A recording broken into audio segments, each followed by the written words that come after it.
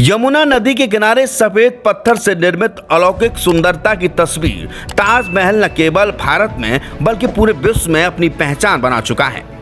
ताजमहल को दुनिया के 7 आश्चर्यों में शामिल किया गया है। हालांकि इस बात को लेकर हमेशा से सवाल उठते रहे हैं कि ताजमहल को शाहजहां ने बनवाया है या फिर किसी और ने। भारतीय इतिहास के पन्ने में यह लिखा है कि ताजमहल को शाहजहां ने मुमताज के लिए बनवाया था।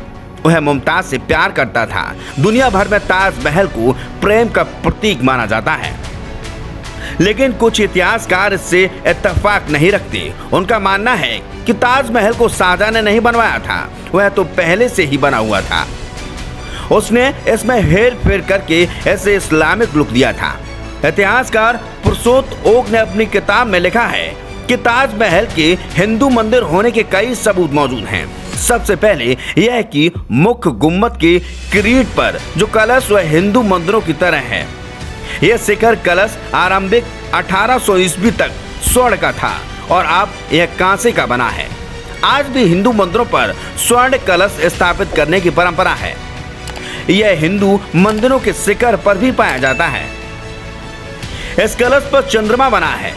अपने नियोजन के कारण चंद्रमा एवं कलश की नोक मिलकर एक त्रिशूल का आकार बनाती है, जो कि हिंदू भगवान शिव का चिन्ह है। इसका शिखर एक उल्टे रखे कमल से अलंकृत है। यह गुम्बद के किनारों को शिखर पर सम्मिलित कर देता है। इतिहास में पढ़ाया जाता है कि ताजमहल का निर्माण कार्य 1632 में शुरू और लगभग 1653 में इसका निर्माण कार्य पूर्ण हो चुका था।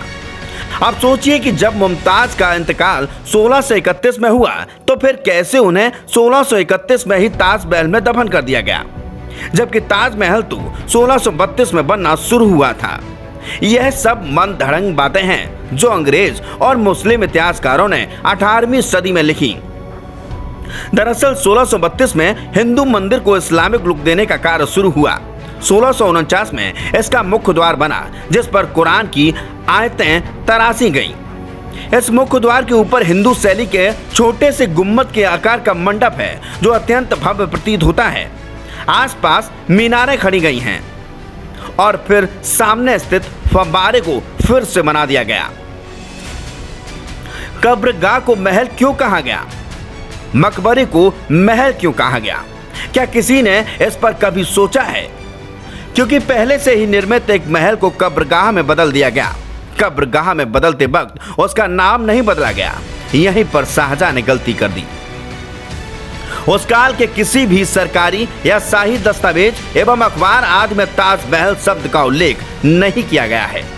ताजमहल को ताजमहल समझना हास्यास्पद है। पुरुषोत्तम लिखते हैं कि महल शब्द मुस्लिम शब्द नहीं है। अरब, ईरान, अफगानिस्तान आदि जगह पर एक भी ऐसी मस्जिद या कब्र नहीं है जिसके बाद महल लगाया गया हो। यह भी गलत है कि मुमताज के कारण इसका नाम मुमताज महल पड़ा, क्योंकि उनकी बेगम का नाम था मुमताज उल जमानी। यदि मुमताज के नाम पर इसका नाम रखा होता तो ताजमहल के आगे से मुम को हटा देने का कोई औचित्य नजर नहीं आता। पुरुषोत्तम नागेश ओक ने ताजमहल पर शोध कार्य करके बताया कि ताजमहल को पहले तेजो महल कहती थी।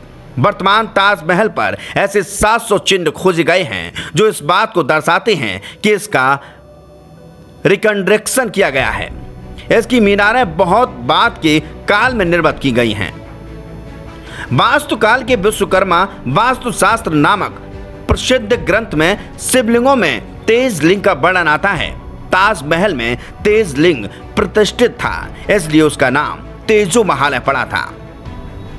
शाहजहां के समय यूरोपीय देशों से आने वाले कई लोगों ने भवन का उल्लेख ताजमहल के नाम से किया था, जो कि उसके शिव मंदिर वाले परंपरागत संस्कृत नाम तेजो महालय से मेल खाता है। इसके विरुद्ध शाहजहां और औरंगजेब ने बड़ी सावधानी के साथ संस्कृत से मेल खाती इस शब्द का कहीं पर भी प्रयोग न करते हुए उसके स्थान पर पवित्र मकबरा शब्द का ही प्रयोग किया। ओक के अनुसार हुमायूं, अकबर, मुमताज, एतमादुद्दौला और सफदरगंज जैसे सारे शाही और दरबारी लोगों को हिंदू महलों या मंदिरों में दफनाया गया है। इस बात को स्वीकार करना ही होगा कि ताजमहल के पहले से ही बने ताज के भीतर मुमताज की लाश दफनाई गई, ना कि लाश दफनाने के बाद उसके ऊपर ताजमहल का निर्माण किया गया है।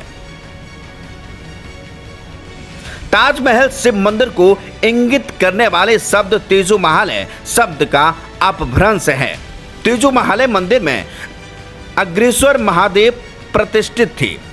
देखने वालों ने अवलोकन किया होगा कि तहखाने के अंदर कब्र वाले कमरे में केवल सफेद संगमरमर के पत्थर लगे हैं, जबकि अटारी व कब्रों वाले कमरे में पुष्प, लता आदि से चित्रित पच्चीकारी की गई है। इससे साफ जाहिर होता है कि मुमताज के मकबरे वाला कमरा ही शिव मंदिर का गर्भगृह है। संगमरमर की जाली में 108 कलश चित्रित, उसके ऊपर 108 कलश आरूढ़ हैं। हिंदू मंदिर परंपरा में 108 की संख्या को पवित्र माना जाता है।